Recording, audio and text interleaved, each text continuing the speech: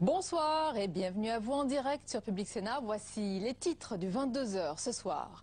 Audition tendue au Parlement des ministres Taubira, Valls et Moscovici dans le cadre de l'affaire Cahuzac.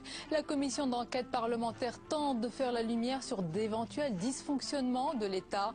Mais les trois membres du gouvernement auditionnés répètent qu'ils ont été trompés par Jérôme Cahuzac, tout comme le peuple français, affirme-t-il. Extrait à suivre.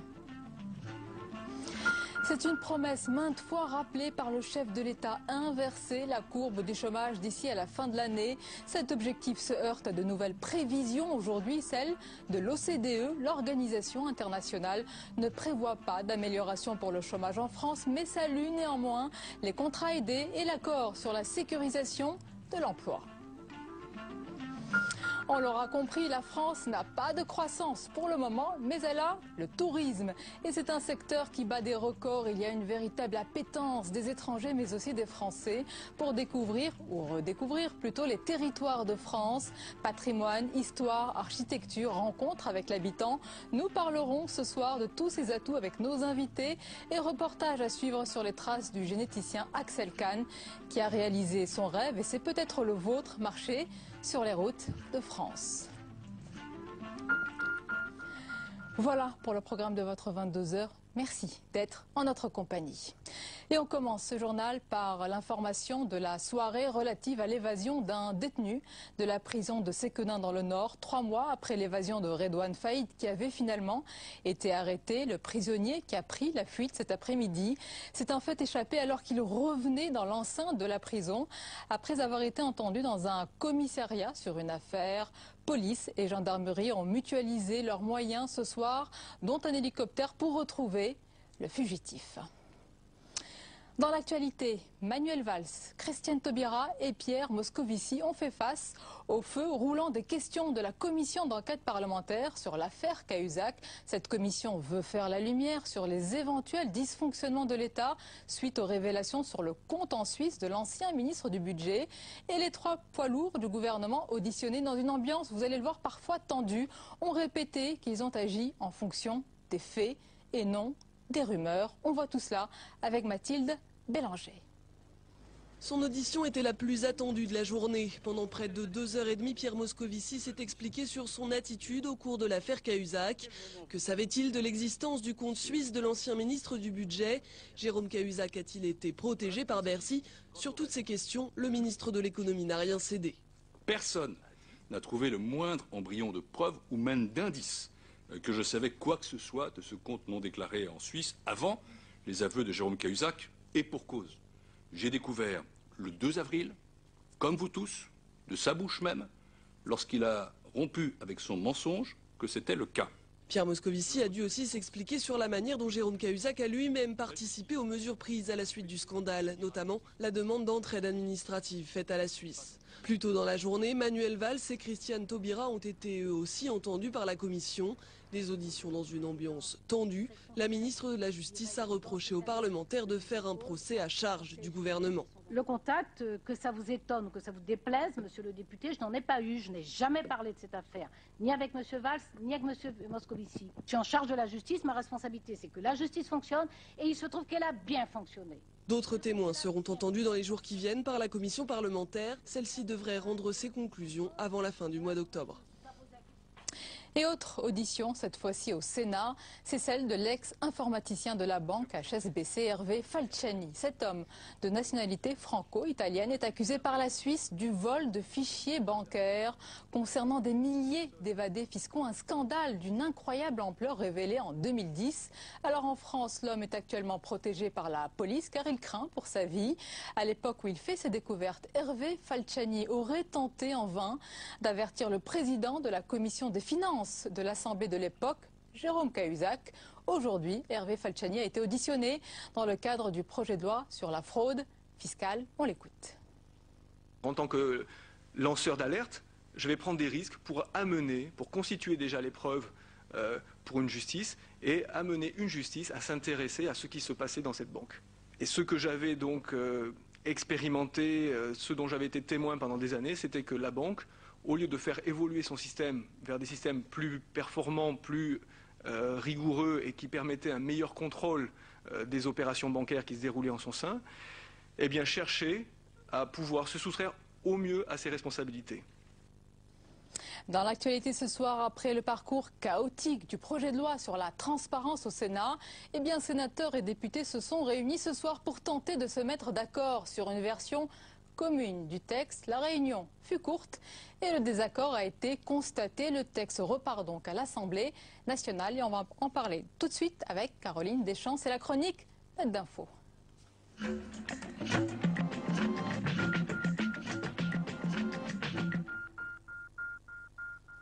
Et j'accueille Caroline Deschamps. Bonsoir Caroline. Bonsoir Sonia. Alors on va évoquer ce soir ce projet de loi sur la transparence de la vie publique qui, rappelons-le, est l'une des réponses du gouvernement à l'affaire Cahuzac. Cahuzac, c'est un mot, un nom qui a beaucoup fait réagir aujourd'hui les réseaux sociaux, Caroline. Eh oui, le mot-clé Cahuzac a été en tête des tendances de Twitter quasiment toute la journée. Journalistes, politiques ou simples citoyens ont suivi de très près les retransmissions des auditions de Taubira, Valls et Moscovici. 3 ministres sur le grill, voire mis à l'index par le président de la commission, André Charles-Amédée de Courson, mais aussi par les tweetos. Vogelsong qui écrit, je cite, « Cherchez pas dans l'affaire Cahuzac, seul Fabrice Arfi savait ». Fabrice Arfi, comprenez, le journaliste de Mediapart. Car ce qui ressort des commentaires sur Twitter, c'est qu'aucun des ministres ne savait, qu'en plus ils ne parlaient pas entre eux. Hélène Becmézian, journaliste du Monde, résume, je cite, « En fait, les auditions Cahuzac permettent de mieux comprendre les couacs, les incohérences, les problèmes de communication. Les ministres ne se parlent pas. » Donc la tonalité générale, c'est que ces auditions furent tendues, sans révélation choc, mais elles n'en demeurent pas moins, Sonia, un exercice relativement inédit de contrôle démocratique. Bien sûr, alors il y a eu beaucoup de commentaires sur la commission Cahuzac à l'Assemblée, mais aussi au Sénat sur le projet de loi, la transparence dont on vient de parler. Ah oui, transparence, ça a été le mot-clé, le maître-mot sur Twitter depuis le début de la semaine. Il faut dire que les internautes ne sont pas tendres avec le vote du texte modifié au Sénat sur la publication du patrimoine des élus. Laurent Richard tweet « Transparence, cette réforme qui fait pchit ». La députée européenne Corinne Lepage écrit quant à elle, je cite, « Le Sénat refuse la transparence au nom de la défense des élus. C'est un comportement de caste qui annonce l'orage qui se prépare ». Mais les mots les plus durs viennent de l'association Regard Citoyen qui a live-tweeté tous les débats. Je cite, « Le texte n'a plus de transparence que le nom. Honte aux sénateurs UMP radicaux de gauche et UDI ». Il faut dire que ce sont notamment les radicaux et l'UDI qui étaient fermement opposés à la publication des patrimoines des élus. Alors d'autres préfèrent positiver sur les dispositions adoptées comme la transparence de la réserve parlementaire. La sénatrice PS Laurence Rossignol, auteure de l'amendement, se dit fière d'avoir remporté cette bataille et elle compare le débat sur la réserve parlementaire, je cite, à un groupe de parole après la découverte d'un secret de famille. Tous voulaient parler. En tout cas, camouflet du Sénat ou pas, François Hollande reste lui optimiste. Il nous l'a dit le 14 juillet. Et après Obama, François Hollande nous le dit en chanson puisqu'il reprend le titre des Daft Punk, Get Lucky, être heureux en français, avec des extraits de ses discours. Regardez Sonia. I'll call President Hollande. We were fooled, get lucky. We were fooled, get lucky. We were fooled, get lucky. We were fooled, get lucky. We were fooled, get lucky.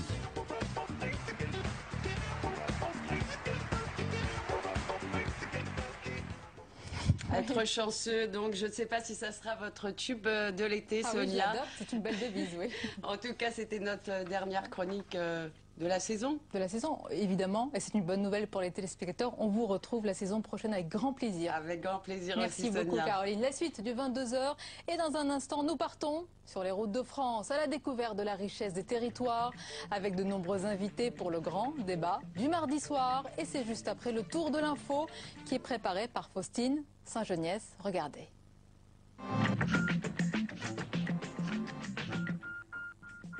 Le fils de Laurent Fabius dans l'œil de la justice. Le parquet de Paris a ouvert une information judiciaire pour faux, escroquerie et blanchiment à l'encontre de Thomas Fabius. Dans le viseur des juges, les conditions d'achat d'un somptueux pied-à-terre à Paris en juin 2012 pour 7 millions d'euros, et ce alors que Thomas Fabius, résident fiscal en France, ne paye pas d'impôts. L'homme de 31 ans avait fait l'objet d'un signalement de la cellule Tracfin, mais aucune enquête fiscale n'avait été ouverte. Un néo-nazi norvégien arrêté en Corrèze. Les policiers soupçonnaient Christian Virkens, sympathisant d'Anders Breivik, l'auteur de la tuerie d'Oslo en 2011, de préparer un attentat meurtrier. Son épouse française a également été arrêtée. Mais ni cible ni projet concret n'ont été mis au jour pour le moment. L'homme a déjà été condamné à 21 ans de prison en Norvège dans les années 90. Il avait poignardé le guitariste de son groupe de métal. Un premier train à Brétigny depuis la catastrophe ferroviaire de vendredi dernier. Ce train intercité Orléans-Paris a traversé la gare à vitesse réduite en présence du ministre des Transports Frédéric Cuvillier. Le trafic reprendra normalement le 29 juillet prochain. Nous pouvons considérer que la reprise, non à la normale, mais d'une plus grande régularité, se fera dans les 15 jours. La dernière voiture du convoi accidenté a été relevée lundi en fin de journée. 3 enquêtes internes, administratives et judiciaires sont ouvertes. Nouvelle grève générale en Grèce contre les licenciements dans le secteur public. À Athènes et dans plusieurs grandes villes, des dizaines de milliers de personnes protestent contre un vaste plan de restructuration de la fonction publique. C'est le premier pays européen à détruire la police municipale. Nous demandons au gouvernement le retrait de ce projet de loi. Tous les pays du monde ont une police municipale, y compris en Amérique du Sud. Au total, quelques 12 000 salariés du public doivent trouver un travail ailleurs ou être licenciés. Ce nombre sera porté à 25 000 à la fin de l'année, et ce, alors que le chômage frôle 27% de la population active. Un point d'interrogation en forme de seringue pour un maillot jaune visiblement dopé sur le podium du Tour de France. Plantu croque pour Le Monde les soupçons qui pèsent sur Chris Froome. Le Britannique et son équipe Sky ne cachent pas leur exaspération. Ils refusent de voir les performances du coureur sur le Mont Ventoux, noircies par ces accusations.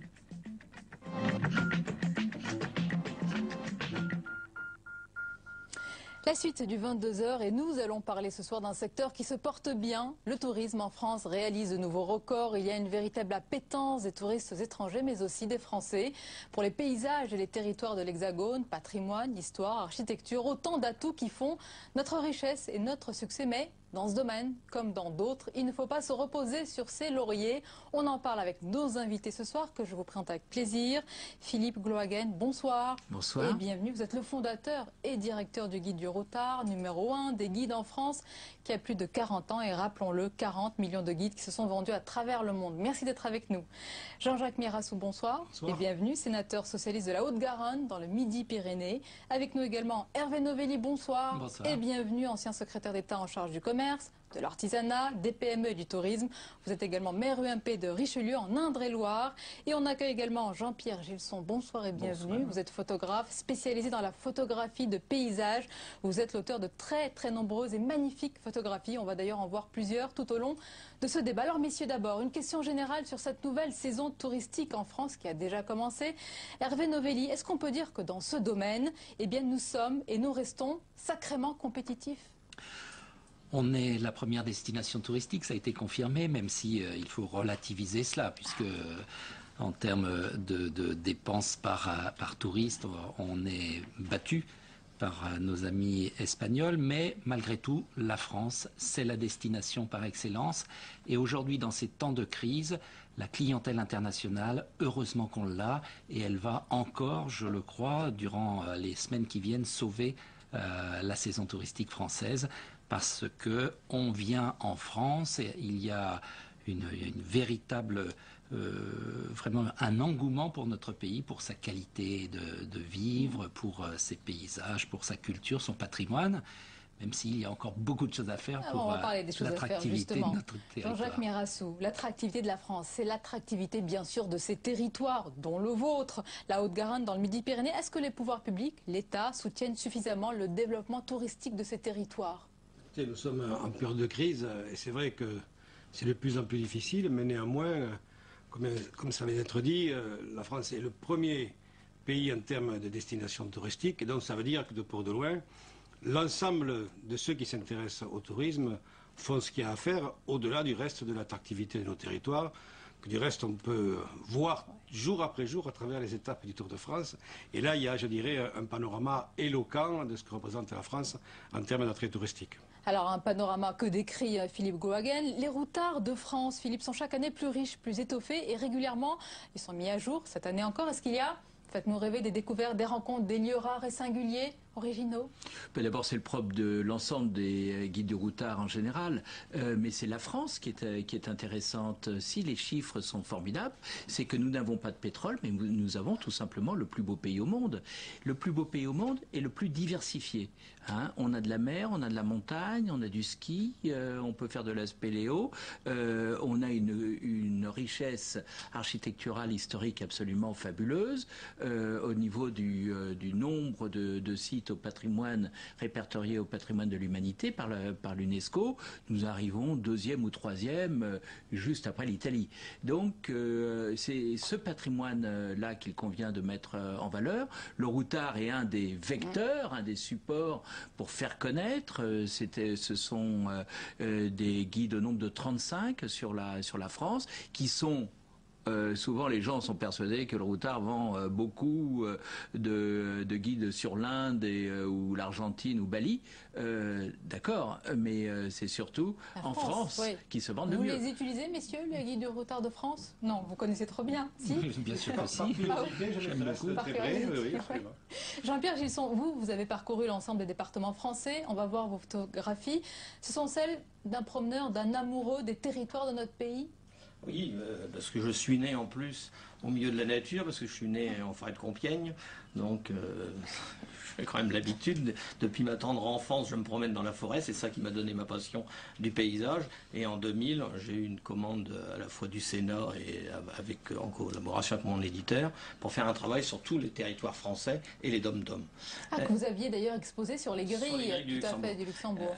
Absolument. Et ça m'a permis de découvrir les paysages, bon, célèbres, mais je dirais le plus important pour moi, c'est le petit paysage pas célèbre. Ah, celui que nous, on ne voit pas. Qu'on ne voit pas. Et je dois reconnaître que grâce au guide du routard, parce que je me suis servi principalement pour tout ce qui est paysage, je dirais, du guide du routard, pour tout ce qui est architecture, bon, j'avais les guides Michelin parce qu'on a un partenariat, bon, hein, mais pour la découverte du petit paysage, du petit chemin, du petit sentier perdu, c'est pour moi ça l'important. Alors on les voit les sentiers, mais quel est le déclic? Comment on arrive à comment on sait que c'est la photo à ce moment-là de la journée, etc. Je crois qu'en plus vous sélectionnez les moments de la journée oui, pour absolument. photographier. Je suis un lève-tôt, je suis comme les cultivateurs, je me lève de bonne heure.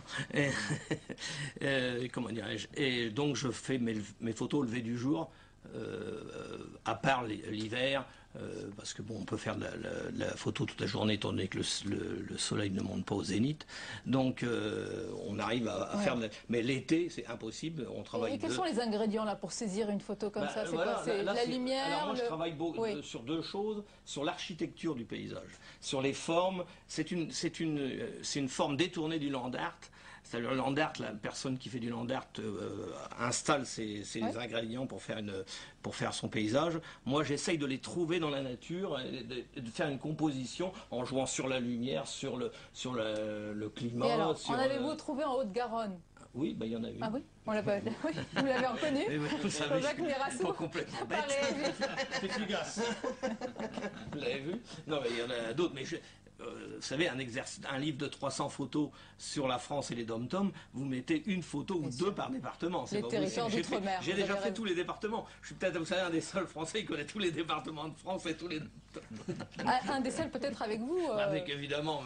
Absolument, mais je dirais avec 300 photos, vous pouvez même aller jusqu'à 3 photos par département. Oui, non, mais il y en a qui en ont plus, parce qu'évidemment, il faut reconnaître qu'il y a des départements qui ont la chance d'avoir des choses plus... Écoutez, mais dans tous les départements français, on trouve des choses intéressantes. Je connais votre travail Et si le routard a pu y contribuer, eh bien c'est un grand honneur que vous nous faites. Émile, c'est dit. Alors messieurs, il y a différentes façons de découvrir, de profiter de ces territoires, de ces paysages, de cette France. Il y a ceux qui privilégient le far niente, oui, il y en a. Et il y a ceux, vous allez le voir, qui n'hésitent pas à traverser, à arpenter une partie du pays pour découvrir et comprendre la France. Eh bien c'est le cas du généticien Axel Kahn que nous avons suivi. Un bout de chemin, sac à dos, carte en bandoulière et bâton à la main. On embarque avec lui, avec notre journaliste Cécile Sixou, et on en parle juste après, messieurs, regardez. Chacun d'entre nous choisit sa vie. 6 mois avant la fin de mon mandat de président d'université, j'ai énuméré les possibilités pour moi. Ou bien je reposais ma candidature pour un nouveau mandat, ou alors je m'engageais vraiment en politique, ou alors j'essayais de valoriser ma compétence dans le domaine de l'enseignement supérieur et de la recherche. Puis à mesure que j'énumérais tout cela, en contrepoint, s'imposait l'évidence que rien de tout ça, réellement, ne me rendrait plus heureux que de mettre enfin à exécution ce vieux projet, c'est-à-dire traverser dans une grande diagonale mon pays.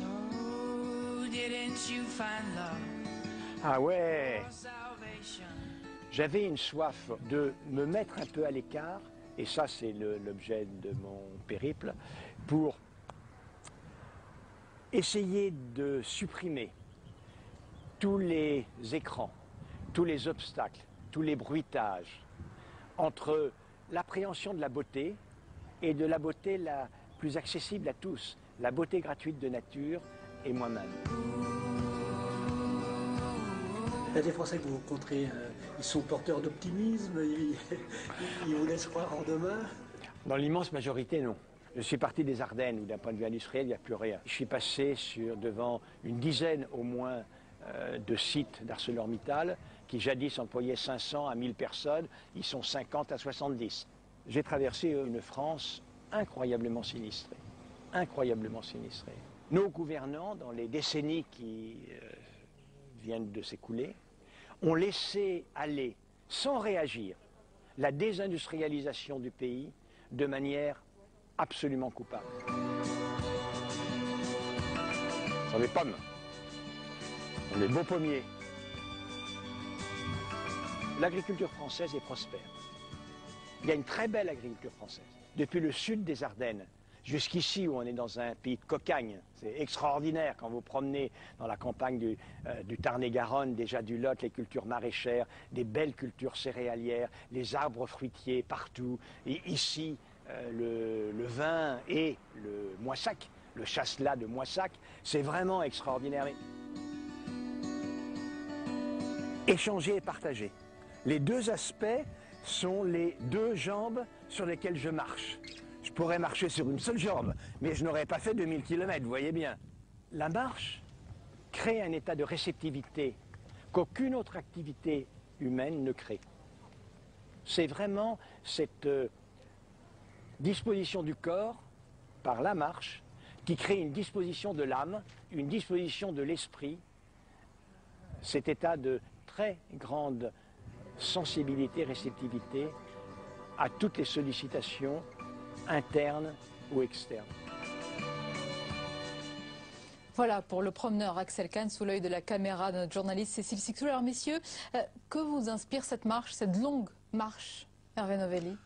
C'est extraordinaire que de voir Axel Kahn se livrer à ce périple. Moi, ce qui me plaît dans le tourisme, et Axel Kahn l'a dit, c'est l'échange et le partage. En fait, lorsque vous allez à la rencontre d'un paysage ou d'une population, vous allez partager ce qui est spécifique chez elle. Et c'est pour ça que le tourisme est toujours un facteur de paix. Parce que lorsqu'on connaît l'autre, on l'accepte beaucoup mieux. Et c'est pour ça que j'ai beaucoup aimé agir en faveur de cette belle activité économique qu'est le tourisme.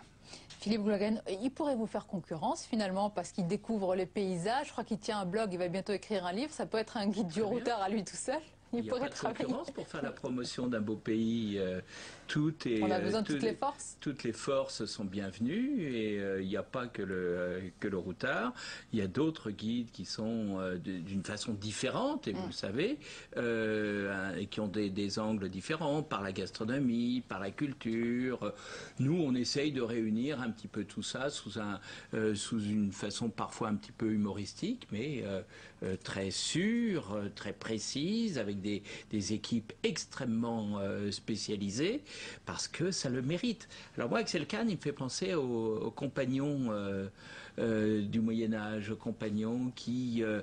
parce que, comme le dit Hervé Novelli, c'est un partage que le tourisme, mais la rencontre aussi, c'est une culture. Il n'y a pas plus passionnant que de découvrir une culture un petit peu différente, que ce soit dans les recettes de cuisine, dans l'art roman quand on va sur le Poitou-Charentes, les enclos paroissiaux en Bretagne, et ça, ça fait partie intégrante du tourisme. Jean-Jacques Mirassou, il y a le regard rêveur du promeneur, il y a aussi, on l'a entendu, le regard aigu sur les territoires qui souffrent. Évidemment, cela vous interpelle. Au Sénat, vous représentez les territoires et les collectivités. Quel regard, justement, vous portez sur ce que vient de dire Axel Kahn? Je considère qu'Axel Kahn est un esthète. En même temps, il a la chance d'avoir la disponibilité. C'est un poète, hein, c'est vrai? Oui, il a la chance d'avoir la disponibilité qui lui permet de rallier à pied les Ardennes jusqu'au Pays Basque. Si on se met dans la configuration, on va dire, du français moyen, qui n'a pas cette disponibilité, il pourra découvrir un nouveau territoire, la culture qui est attachée, une autre langue parfois, puisque s'il vient chez nous, il sera confronté en Midi-Pyrénées et à l'Occitan, du côté du Pays Basque, à la langue basque, qui est plus compliqué, mais ce que j'aurais aimé, si toutefois ce reportage avait été plus récent, c'est qu'Axel Kahn oblique un peu. Et il a été fait là récemment. Vers l'Est. Il a été livré ce soir. Et au lieu de se diriger vers le Pays Basque, s'il avait pu se diriger vers qu'est-ce qu'il aurait vu? La Haute-Garonne, il aurait vu en Haute-Garonne le Comminges, c'est-à-dire le sud de la Haute-Garonne, qui a subi récemment une catastrophe naturelle, et où les gens qui sont directement dépendants du tourisme, parce que malgré tout le panorama n'a pas été sacrifié ou n'a pas été abîmé, eh bien d'assurer la promotion. Et vous avez tout à fait raison de rappeler, mais malgré tout, c'est quand même courageux de le faire. Arrêtons-nous sur un autre cas, celui d'un député, c'est un parlementaire, c'est Jean Lassalle, qui a quitté les fauteuils confortables de l'hémicycle pour traverser la France. Jean Lassalle est coutumier du fait. Et recueillir les doléances des Français. Un jour, il fait une grève de la faim, et le lendemain, il entame une marche forcée. Moi, j'ai une vision qui est beaucoup plus dans l'hémicycle de ma fonction. C'est là qu'est votre place. Je le pense très sincèrement, même si j'ai des origines béarnaises, et je connais à peu près aussi bien que Jean Lassalle la vallée de Barétous ou la vallée d'Aspe. Mais c'est intéressant, parfois, effectivement, même en tant que parlementaire, d'aller s'immerger. Et moi, en ce qui me concerne, je profite des semaines où j'ai un peu plus de liberté, pour cause de non-session au Sénat, pour aller rencontrer des élus locaux, précisément. Est-ce qu'ils vous disent ceci? Regardez, on va voir ce que dit Lassalle, Jean Lassalle, de ces rencontres. On va voir sa phrase. Il a dit « On nous déteste, nous les politiques, on n'a plus confiance en nous. Alors tout y passe, les affaires, le mariage gay, l'actualité, mais le rejet est plus profond, c'est un rejet total. » Est-ce que c'est ce que vous disent justement les gens que vous rencontrez dans vos territoires? Il y en a qui le disent. Ah, mais pas tous. Mais pas tous. Bon. Et voyez, à ce qui concerne, excusez-moi d'y revenir, des élus qui sont souvent maltraités, mais qui, sans compter, ont passé des jours et des nuits tout simplement à assurer la sécurité de leurs compatriotes, parce que c'est eux qui les ont élus. Je trouve ça admirable, et j'en profite d'ailleurs pour donner un grand coup de chapeau à ces élus, notamment les élus du rural, qui sont des élus discrets, mais qui n'ont qu'une seule obsession, assurer la promotion de l'intérêt général de ceux qui vivent autour d'eux. C'est admirable. Vous vous retrouvez dans ce discours, évidemment. Je crois qu'il faut pas. Les Français, ils sont attachés à leurs élus. Simplement, ils veulent de l'efficacité. Et les difficultés que l'on connaît, eh bien, il y a les élus qui les représentent et pour lesquels ils demandent d'agir. Voilà, c'est cette demande d'action qui devrait être portée très fort et qui parfois laisse un peu les citoyens sur leur faim. Moi, ce que je voulais dire en ce qui concerne les politiques, puisque alors là, je n'ai strictement rien à voir. Justement, c'est là où il faut en parler. Eh bien, des canards boiteux, il y en a dans tous les secteurs. Il y en a dans les affaires, il y en a dans la médecine, parmi les profs, donc, et la police. Certes, mais tout le monde ne représente pas le peuple, certes. Non, mais attendez, il y a une chose dont je suis sûr, c'est que ce n'est pas en politique qu'on fait fortune. Donc les vrais voyous ne sont pas là. Et quand il y a des canards boiteux, parlons de Cahuzac, Cahuzac, c'était bien avant la politique. On revient au territoire de France. Jean-Pierre Gisson, je suppose que vous avez été sensible à la poésie d'Axel Kahn, à ce qu'il a dit sur le paysage, sur ce petit matin, cette rosée, peut-être les couchers du soleil. Ah oui, tout à fait. Un peu de poésie aussi. Oui. Je retrouve mes différents périples en terre de France. Ça, c'était exactement pareil. Sauf que lui, il le fait à pied. Moi, je pouvais, pour des raisons techniques, j'ai fait un livre 1 an et demi sur la France. Faire ça à pied, j'y serai encore. Il y a un engouement pour la marche, d'ailleurs, qui est peut-être médiatisé aujourd'hui, mais qui n'est pas nouveau. On peut rappeler que ce type de marche et de texte, ça existait depuis les années 30 avec Simone de Beauvoir, Julien Gracq, Giono et d'autres encore. Donc, c'est pas nouveau. Alors, l'attractivité des paysages, des régions, des territoires sont réelles, on l'a bien compris, Hervé Novelli, mais que faut-il de plus pour que la France reste en tête et sur le podium? Est-ce que tout est fait aujourd'hui? Non. Pourquoi? Parce que le tourisme est en pleine mutation. D'abord, il y a de plus en plus de touristes. Au fur et à mesure que les pays émergents accèdent à un pouvoir d'achat suffisant, ils viennent. Et donc, à nous de savoir capter ces nouveaux touristes. Et donc, il y a un effort d'imagination qui doit être porté. Si vous avez eu cet effort quand vous étiez ministre? Oui. J'ai essayé d'abord de hausser la qualité. Parce que c'est la qualité qui fait une partie de l'attractivité. Si vous n'avez pas de qualité d'accueil, si les hébergements ne sont pas de bons standards de qualité, ça ne marche pas. Donc j'ai réformé la classification tant de l'hôtellerie que des campings. On a créé une étoile supplémentaire et donc on a haussé la qualité globale. Et aujourd'hui, je suis très content de voir que la fréquentation de la clientèle étrangère, elle est beaucoup plus forte dans ces catégories un peu plus élevées. Donc il faut être très réactif aux mutations, donc les nouveaux touristes. Et puis il y a aussi le fractionnement. On part moins souvent en vacances, moins longtemps, mais parfois on peut partir plus souvent tout au long de l'année. Donc il y a des séjours plus courts. Et comment faire en sorte que ces séjours courts soient animés? Et on tombe sur le tourisme thématique, le no-tourisme, le cyclotourisme, le tourisme environnemental, le tourisme sportif. Donc il y a tout un effort qui doit être mené pour mettre tout ça en réseau. Est-ce que cet effort, cette ambition est maintenue, voire amplifiée aujourd'hui par le nouveau gouvernement? L'objectif politique est affiché, mais c'est vrai qu'il n'y a pas une forme de tourisme. Il y a plusieurs tourismes et la difficulté pour répondre à toutes les demandes, bien entendu, s'en trouve bien évidemment compliquée. Ce qui justifie du reste un effort fédératif, je dirais, de tous ceux qui, de près ou de loin, à commencer par l'État, mais également les collectivités territoriales, tous les outils que nous avons à notre disposition, pour essayer de rationaliser quand même, je dirais, l'effort, à la fois sur le plan financier, puis sur le plan humain, de manière à ce que chacun y trouve son compte. Et c'est à ce prix, je pense, parce que la France, très sincèrement, a les atouts pour évoluer, pour donner satisfaction à tous ceux qui cherchent une forme touristique déterminée. Encore faut-il l'organiser, et je pense qu'il y a encore des efforts à faire en ce qui concerne l'organisation de la filière touristique, appelons-la comme là, avec un atout préférentiel. Donc ça, vous le dites au ministre en charge actuellement de tourisme. Elle en est parfaitement consciente, mais elle est assujettie à des contraintes financières. Passer le message, Sylvia Pinel. On lui fait passer chaque fois que nous pouvons le faire. Elle n'est pas loin de la Haute-Garonne, Sylvia Pinel. Elle est tarn-et-garonnaise. Donc elle a entendu le message. Oui, enfin, déjà, il est arrivé. J'en suis persuadé. Bon. Messieurs, est-ce que je peux conclure ce débat en vous demandant où est-ce que vous allez passer vos vacances, si vous avez la chance d'en prendre? Moi, dans un triangle qui se situe entre Toulouse, le Béarn natal et 2 sites de la Haute-Garonne. Hervé Novelli. Touraine et Jura. Charente-Maritime. La Rochelle, l'île de Ré. Malheureusement, vous partez en vacances et en travail. Exactement, parce que je suis en train de préparer vous avez un travail bien sympathique quand même. Donc je retourne en Toscane, finir mon livre sur la Toscane. Eh bien, bon vent et bonnes vacances. Belles vacances. Merci beaucoup, messieurs, d'avoir été nos invités. La dernière page du 22h et nous allons revenir à présent sur un scandale qui a défrayé la chronique. C'était en janvier dernier, celui de la viande de cheval. Vous vous en souvenez? C'est ce scandale des Lasianes à la viande de cheval vendue pour du bœuf. Et bien, suite à cette polémique, une mission d'information sur la filière viande en France et en Europe a été mise en place au Sénat.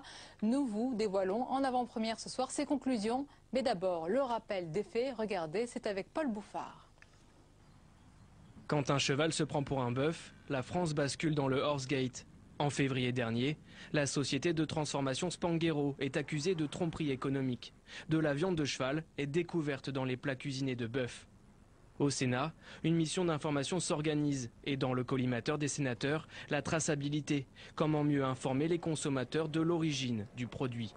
Ici, donc, c'est de la viande de bœuf qui doit indiquer obligatoirement l'origine. Et effectivement, comme c'est obligatoire, c'est indiqué sur l'emballage. On sait que ça vient de France, en l'occurrence.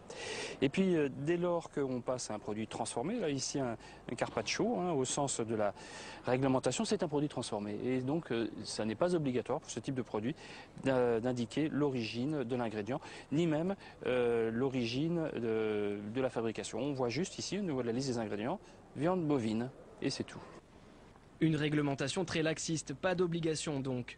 Du coup, les fabricants peuvent avoir des approvisionnements très complexes, des fournisseurs en cascade. Au final, on ne sait pas d'où vient la viande. Autre réalité du scandale, le manque de contrôle dans les entreprises. Car en France, les services sanitaires de l'État sont en effectif limités. Alors les acteurs pratiquent l'autocontrôle. Exemple dans l'entreprise Varacho. Ici, on transforme la viande pour des préparations de plats cuisinés. C'est un contrôle macroscopique qui nous permet de vérifier la conformité des viandes, qui nous permet de détecter un éventuel mélange d'espèces. Chez nous, c'est vraiment l'étape primordiale qui fait qu'on libère ou non la matière première, qu'elle est jugée conforme, qu'elle est jugée de qualité pour faire les produits derrière qui vont partir chez nos clients pour les raviolis, les hachis parmentiers, etc. Comme un écho au scandale, la France vient de presser Bruxelles. Il faut aller plus vite et plus loin sur l'étiquetage des plats préparés. Que le consommateur connaisse le parcours de sa viande, du champ à l'assiette. Et notre invitée ce soir sur ce sujet, Sylvie Gouachavant, bonsoir. Bonsoir. Et bienvenue. Alors vous êtes rapporteur de la mission d'information sur la filière viande. Je vais préciser que suite au scandale de la viande de cheval, votre mission a réalisé de très nombreuses auditions pour rendre un rapport très attendu et les conclusions sont pour demain. Mais d'abord, les auditions très nombreuses, de nombreux experts. Oui, les auditions très nombreuses. Une mission qui a été finalement réalisée sur un laps de temps assez court, à peu près 70 auditions, des déplacements en France, à Bruxelles, également en Hollande. Et beaucoup d'auditions, oui, un gros travail sur 2 mois et demi, 3 mois. Alors on va rappeler que les consommateurs ont été bien sûr désemparés par ce scandale et se sont sentis trompés, bernés. Quelle est votre principale proposition pour qu'une telle situation ne se reproduise plus? La principale, ça va être dur de le dire, puisqu'on en a 41 de propositions. Celles qui émergent. Alors celles qui émergent, déjà l'étiquetage. Je pense que le consommateur, enfin nous avons pensé tous ensemble, unanimement, que le consommateur est quand même le meilleur moyen de lutter contre la fraude. Et il faut le mettre au courant de ce qu'il achète, lui permettre de choisir. Et pour faire un vrai choix, il faut qu'il sache ce qu'il y a dans les produits bruts, à base de viande, mais également les produits transformés. Ah, c'est important parce que la réglementation imposait l'étiquetage pour la viande de bœuf, mais rien pour les produits transformés, comme les lasagnes. C'était ça le problème. Voilà. Donc aujourd'hui, des lasagnes, on ne sait pas s'il y a 10% de bœuf, 5% de porc, d'où vient le bœuf, d'où vient le porc. Il peut y avoir dans ces 10% de bœuf, 3% de viande française, 7% de viande hollandaise. Et je pense qu'aujourd'hui, il faut quand même qu'on soit un peu transparent et qu'on permette aux consommateurs de faire des choix. Alors, Sylvie Gouachavant, ce scandale avait mis en lumière également le travail des intermédiaires et notamment des négociants qui achètent de la viande sous forme de minerais. Est-ce qu'il faut davantage contrôler ces intermédiaires que le grand public ne voit pas, ne connaît pas? Il a juste, au final, la marque et la viande dans son assiette. Oui, alors c'est vrai qu'aujourd'hui, beaucoup de contrôles sont des autocontrôles. Alors, on a pu juger des limites de l'autocontrôle. Nous avons pensé, au sein de la mission, qu'il fallait conforter les services de l'État, les services vétérinaires, la DGCCRF, pour qu'elle ait un nombre plus important d'agents pour avoir un contrôle, je dirais, officiel, des contrôles officiels. Oui, déjà, il faut des moyens humains plus important, je pense, ou en tout cas conforter les moyens existants. Et puis, il y a ce qui rentre à l'intérieur de nos frontières, et puis ce qui rentre dans les frontières de l'Europe. Là encore, il serait peut-être judicieux d'avoir une entité européenne qui permette de réaliser des contrôles dans les pays qui, peut-être aujourd'hui, sont au sein de l'Europe, mais n'ont peut-être pas les mêmes moyens que la France. Est-ce qu'il y a des risques sanitaires, justement, à cause de ce manque de contrôle ? Alors, c'est difficile à dire, parce que, bien sûr, des risques sanitaires, c'est comme les fraudes. On peut en avoir demain qui émergent, et ça, c'est dramatique pour la filière et pour les filières viande. Et les premiers à souffrir de ça, on a les deux maillons finalement extérieurs de la chaîne. D'une part, les éleveurs, qui sont les premiers à souffrir des scandales, bien sûr. On avait reçu des représentants et les consommateurs, qui en ont parlé. Bien sûr. Et justement, quel bilan vous faites de la filière viande après, quelques mois après ce scandale? Alors, on peut dire que la traçabilité en France est bonne, elle est de bonne qualité. Elle est bonne sans plus, hein, on a bien compris. Elle est bonne, mais on sait ce qui se passe en France. Par contre, quand ça rentre, on est moins sûr. Donc c'est pour ça que nous demandons l'étiquetage des produits carnés dans les préparations alimentaires. Ça paraît être le minimum quand même qu'on puisse offrir aux consommateurs. Ensuite, bon, les contrôles, sans doute conforter les contrôles. Mais on a remarqué que cette viande de cheval circulait un petit peu partout en Europe, mais c'est singulièrement la France qui a été la plus touchée. Alors, la France la plus touchée ou la France qui a peut-être mis le doigt sur le problème le plus rapidement. Ce sont quand même près de 50 000 tonnes, et peut-être même plus, qui ont été saisies. Donc ça laisse imaginer tout ce qui est passé au travers des mailles du filet quand même. Vous l'avez dit, donc principale proposition que vous allez dévoiler demain sur la traçabilité, à la fois donc pour l'étiquetage de la viande de bœuf, mais aussi pour les produits transformés. Avec cette proposition et ces autres propositions, une quarantaine je crois, vous pouvez nous dire qu'il n'y aura plus d'autres scandales? Ah mais ça on ne peut pas savoir. Vous savez, des fraudeurs, il y en aura toujours dans tous les domaines. Ponctuels, mais un scandale de masse? Alors, nous allons faire tout un tas de propositions pour essayer, je dirais, de blinder les choses le mieux possible. Mais un fraudeur reste un fraudeur. N'oublions pas qu'il s'agit là d'un problème de fraude et pas de scandale sanitaire. Il faut le rappeler. Rappelons justement l'origine de ce scandale. Alors de la viande de cheval, qui est partie de Roumanie, qui a migré dans certains pays européens et qui a atterri en France pour ensuite devenir vache ou bœuf, on ne sait pas trop. En tout cas, l'étiquetage, bon, je ne veux pas en dire plus, mais l'étiquetage a été changé. Et donc, il y a fraude. Vous avez mis le doigt sur l'origine de ce scandale, de cette fraude. Alors, ça n'est pas une commission d'enquête et je ne veux pas. Il y a une enquête là-dessus.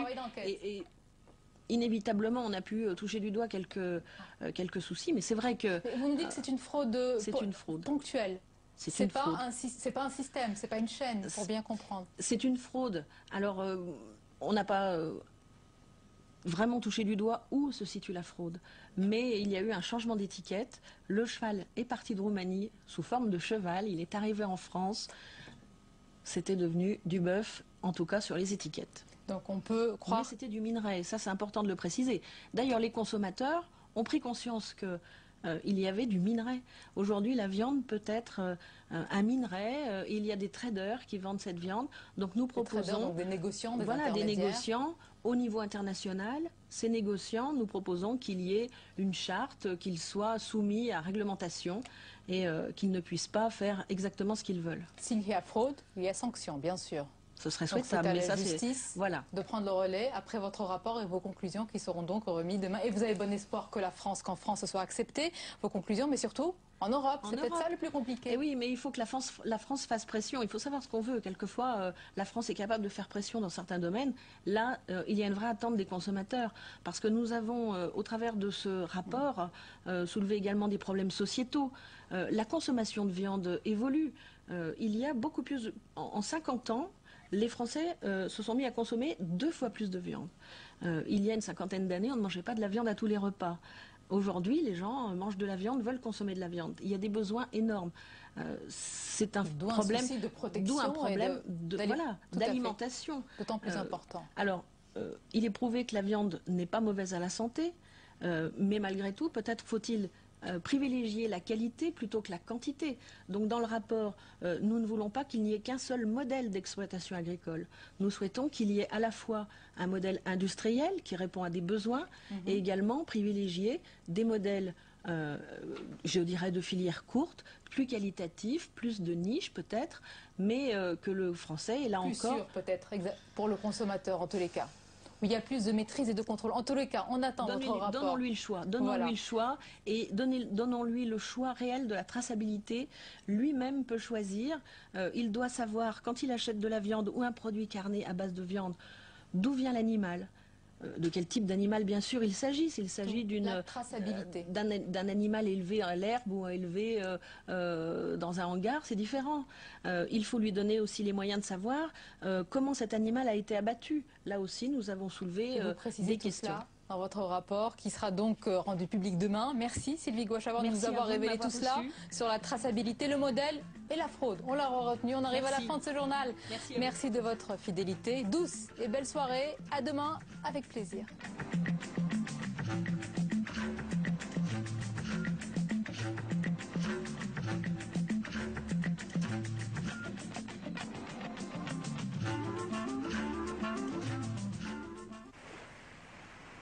Le pont a sauvé l'île de Ré dans sa vie permanente. Sans le pont, vous n'auriez pas de collège, vous n'auriez pratiquement plus d'école, plus de permanence. Elle n'a pas été dénaturée comme l'île d'Oléron, par exemple. On dit je suis venu dans l'île de Ré, ça il y a quand même le paraître. Je trouve déjà il devrait faire un prix en faveur des Rocheliers.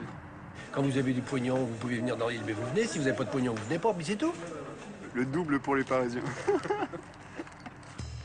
Dans certains quartiers, immeubles vétustes et insalubres, un ensemble urbain magnifique. On craint une pollution nouvelle. 120 logements ont été démolis. Depuis 13 ans, on a fait pétition sur pétition. Vous avez qu'à laisser tel que c'était, c'est de l'argent foutu en l'air. Le pont sera terminé dans moins de 2 ans. C'est fini, c'est une page qui va être tournée. Il n'y a jamais eu aucune concertation. Tous les dysfonctionnements de la société urbaine. Besoin de renouveau.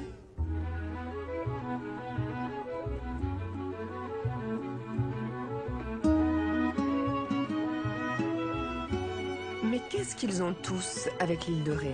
Depuis toujours, ce petit bout de terre paysanne, idéalement situé en face de La Rochelle, attire son lot de Parisiens bien nés et de stars du showbiz prêtes à troquer quelques semaines leur 4x4 contre une bicyclette. Chaque année, l'île, ses mouettes et ses marais voient passer près de 3 millions de personnes. L'été, le nombre de ses habitants est quasiment multiplié par 10, frôlant les 160 000. Son destin a basculé en 1988 avec l'arrivée du pont. 3 petits kilomètres qui relient pour toujours l'île au continent. Comment cette rampe de béton a-t-elle bouleversé l'équilibre de l'île?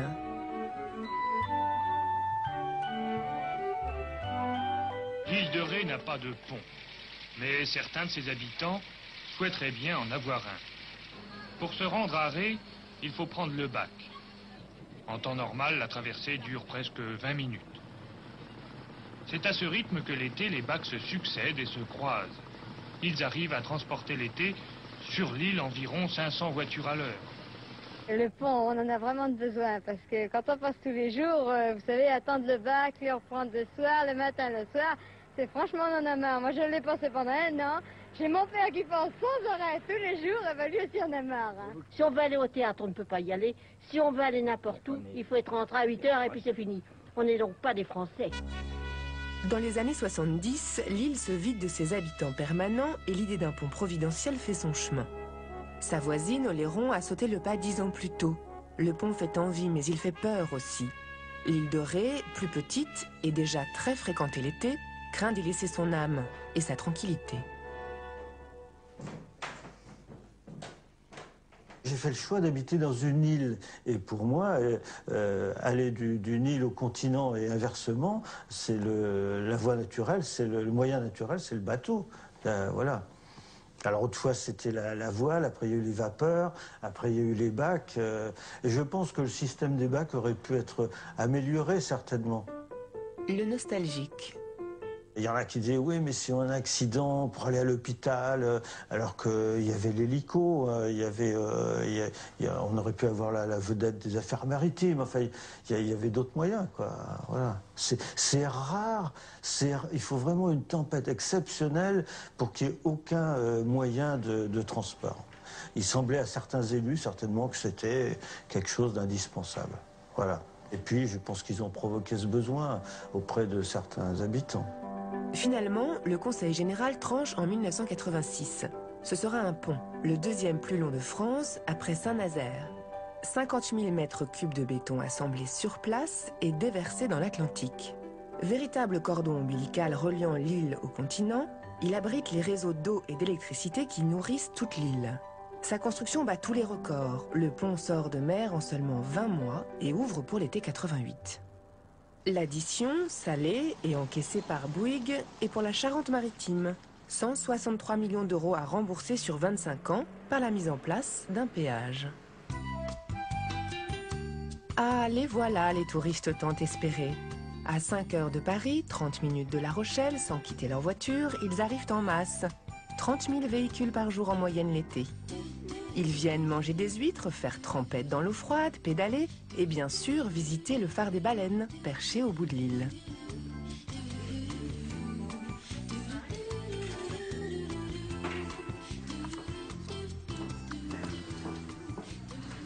Donc là, ici, sur cette photo, on a une bonne représentation de la fréquentation touristique, même il y a plus d'un siècle. Hein. L'enfant du pays. On voit déjà les visiteurs qui affluent vers l'entrée du phare. Et puis sur la gauche de la photo, les premiers restaurants déjà qui accueillent le public. Il y avait même un petit train qui venait jusqu'au pied du phare là, pour débarquer les visiteurs à cette époque-là, dès 1900. Quoi.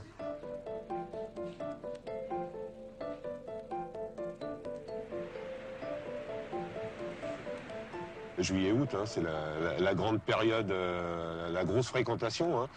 C'est beaucoup plus équilibré maintenant, depuis l'ouverture du pont, bien sûr. La saison s'échelonne quasiment sur 6 mois. Le gros de la saison va de avril jusqu'à fin septembre. C'est vrai que le pont, quand même, ça a permis vraiment de pouvoir voir les choses différemment et de penser à un avenir. On pourrait peut-être s'installer ici. Moi, c'est le choix que j'ai fait de rester. Ça n'a pas toujours été facile, hein. Il a fallu que ça passe par des périodes de chômage, il a fallu faire des sacrifices, des petits salaires parce qu'on ne travaillait pas tout le temps. Mais c'était un choix et puis je ne le regrette pas hein, parce que finalement maintenant on voit qu'il y a des activités qui travaillent à l'année et que le tourisme ici c'est vraiment la richesse de l'île. Tout est lié au tourisme maintenant à 99,9%, hein, tout est lié à ça. Et je pense que l'avenir passe par là, c'est obligatoire. On ne voit pas de quoi on pourrait vivre, franchement, c'est la seule solution pour nous.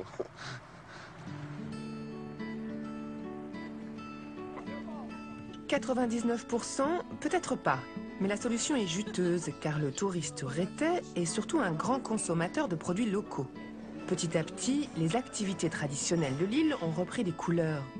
Les sauniers, les ostréiculteurs, mais surtout les viticulteurs se sont remis au travail. Contrairement à ce que beaucoup pensent, l'île de Ré, ce n'est pas une île de pêcheurs, comme souvent on veut bien le dire, mais c'est une île essentiellement rurale, avec l'activité agricole qui prime, ainsi que l'ostréiculture, qui reste quand même une activité très importante. Les viticulteurs. Il faut quand même se rappeler que dès l'année de la construction du pont, dès la mise en service du pont, on a enregistré une croissance à 2 chiffres cette année-là. Et cette croissance à 2 chiffres, elle était très importante pour les viticulteurs puisqu'ils vendaient directement aux consommateurs à partir de la coopérative et sur le petit territoire de l'île leurs produits sans avoir de frais d'approche, de négoce et autres. On compte 15. Compte 15. Compte 15 encore à nouveau, oui c'est ça. Ça sent un petit peu le caramel parce que, vous voyez, ça a coulé un petit peu en dehors. Même s'il y a encore des nostalgiques du bac, pour l'agriculture rhétaise, ça a été une bouffée d'oxygène et peut-être une possibilité de survie. Parce qu'au-delà de la nostalgie, il y a quand même le problème économique. Et vivre aujourd'hui sans le pont, je ne sais pas si honnêtement c'est envisageable. Le pont a sauvé l'économie de l'île et préservé ses paysages grâce à ses paysans.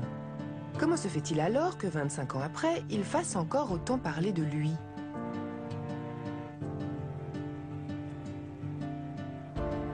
En 2012, pour prendre le pont, il faut toujours passer à la caisse.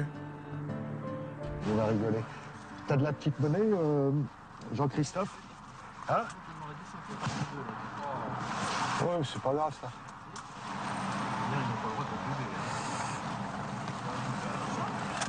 Bonjour mademoiselle. Alors, ça fait combien? 8 €? Non, mais c'est abusé. Alors, voilà, 1 centime, 2 centimes, c'est ça, hein? Jean-Marc Juncker habite à La Rochelle et comme beaucoup de Rochelais, il est très énervé de devoir encore payer pour aller sur l'île, jusqu'à 16 € en pleine saison. Et il prend tout son temps pour le faire savoir. Voilà. Vous voulez qu'on recompte? C'est bon. C'est bon? Ah ben j'en ai laissé tomber une par terre. Les anti-péages. Le pont a fini d'être payé au 31 décembre 2011 et c'est en décembre qu'on a appris que le pont allait être maintenu payant. C'est-à-dire qu'avant cela, on avait toujours espoir que ce pont devienne gratuit comme les autres ponts qu'il y a autour de chez nous. Hein. Le pont de l'île de Léron, le pont de Noirmoutier, de l'île de Noirmoutier, c'est gratuit. Il vient de me dire qu'il avait une carte d'abonnement, il pouvait nous faire passer gratuit. Ah, j'ai pas compris. Ah non, non, mais à la voiture, en voiture. Donc vous connaissez J'aimerais? Vous êtes habitant de l'île de Ré? Oui. Donc J'aimerais. Donc nous sommes une association qui militons pour la gratuité du pont. On vient de nous le donner. On vient de vous le donner et vous êtes résidence principale ou résidence secondaire? Principale. Principale, donc vous avez la gratuité du pont pour vous. Moi je dis qu'une seule chose, la gratuité du pont, c'est pas nécessaire. Il faut que le pont soit payant. Pour une bonne raison, c'est que si le pont était gratuit, nous n'avons pas la possibilité d'accueillir tout le monde. L'hiver peut-être, mais l'été pas possible. Le fait de mettre un péage sur le pont de l'île de Ré, vous n'avez pas l'impression que c'est discriminatoire et c'est dire, si vous avez les moyens, vous venez chez moi, si vous n'avez pas les moyens, vous restez chez vous. Les tarifs, ils ont bien baissé. Hein. 16 € pour une famille, monsieur, vous croyez que c'est 2 heures de SMIC? 2 heures de SMIC, vous croyez que 2 heures de SMIC pour venir le dimanche pour... Moi je dis une chose, constater, c'est pas parce que je suis résident dans l'île, s'il y avait la gratuité du pont, eh bien ça serait une catastrophe dans l'île. Alors si c'était gratuit, vous auriez les Rochelais qui viendraient l'hiver. Si c'était gratuit, pourquoi? Qu'est-ce qu'ils viennent foutre l'hiver ici?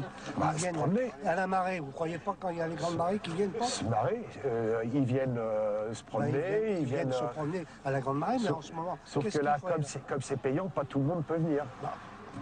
Tour de passe-passe, courage politique, allez savoir, le département a maintenu les tarifs du péage. Le remboursement de l'ouvrage s'est mué en écotaxe et n'allait surtout pas parler de gratuité aux élus charentais. Jamais. C'est la volonté des Charentais-Maritimes et c'est la volonté de l'État. Jamais d'ailleurs un gouvernement, quel qu'il soit, laissera ce joyau des îles du Ponant être envahi par l'automobile et être ouvert à quiconque sans payer une écotaxe. L'élu charentais. Et les Rétais avaient peur que la fin du péage signifie l'envahissement de leur île.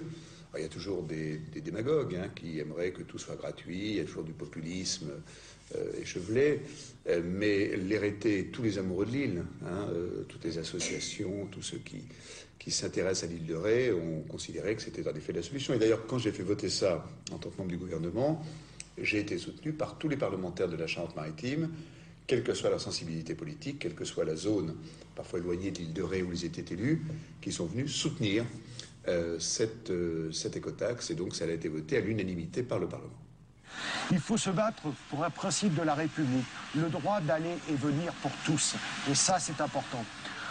Le principe de l'octroi du Moyen-Âge est révolu. Car c'est un octroi, quel que soit le nom qu'on lui donne, d'écotaxe, de trucs, de machin, ça reste un péage, c'est un octroi. On revient à des centaines d'années en arrière.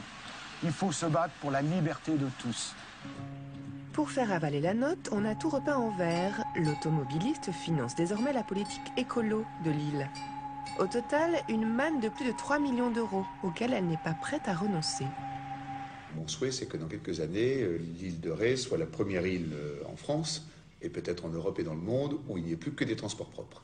Et puis, inciter également les automobilistes, quand il en reste, à utiliser des modes de transport propres, mettre des bornes d'alimentation électrique, ou d'utiliser le premier transport dans l'île de Ré, qui est la bicyclette, car vous savez que c'est l'endroit de France où il y a plus de bicyclettes au mètre carré, où même les médecins généralistes font parfois des études de traumatologie spécifiques pour pouvoir traiter tous les bobos, les chutes issues de l'usage de la bicyclette.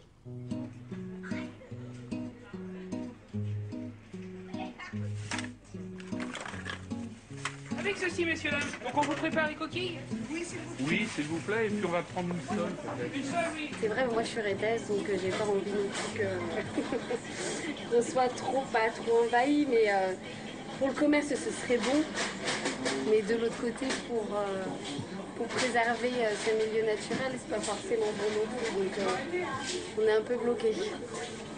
Aurélia Gemin, en bonne rétaise, est opposée à la gratuité du pont. Et pourtant, elle le paye chaque matin. Moi j'habite à La Rochelle. J'habite à La Rochelle parce qu'à l'île de Ré, on ne pouvait pas faire construire une maison comme on avait envie dans l'île de Ré.